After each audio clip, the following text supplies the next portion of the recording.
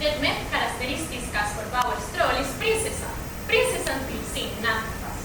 Natur är också någon lika kärl, så som trollen fann fitten, som symboliserar det rena och goda och mossa. Till hav vuxna nologar henne. Henne nologar natur är prinsessan. Prinsessan till sin nattfast. Nattfasten trollet fann att det var rätt.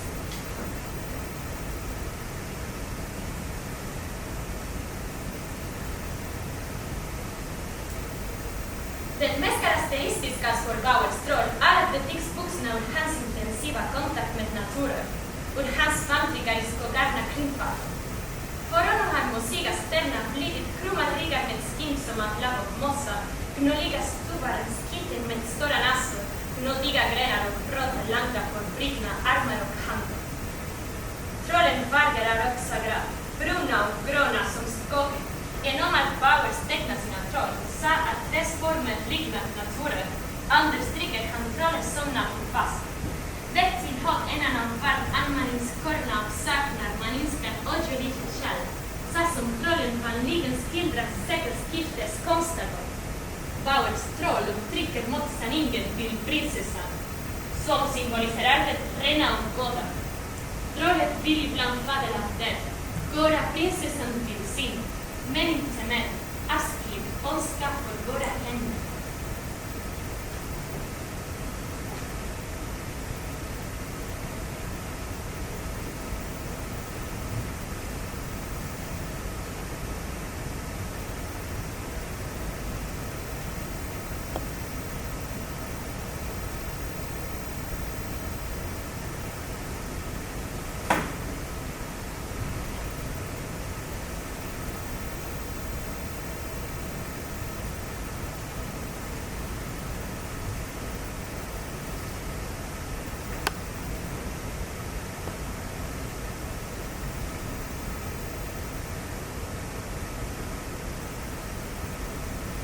Det mest karaktäristiska för Bauers troll är att det tycks vuxna ur hans intensiva kontakt med naturen, ur hans vandringar i skogarna kring fadet.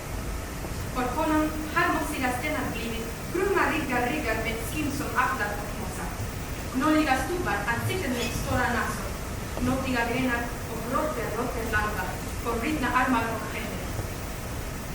Trollens vägar är också bruna och gröna som trollens. Genom att Bauer tecknar sina troll sa att dess former liknar naturens under krigstid och han trollet som naturfast. Det tillhör en annan fall att man i skogarna och manskans och dåliga skall. Så som trollen vanligen skildrar skräckskistes som samhälle. Bauers troll uttrycker motsättningen till prinsessan som symboliserar det rena och goda. Trollet vill innan fadel arbeta, göra prinsessan till sin, men inte med avsiktlig ondska för våra händer.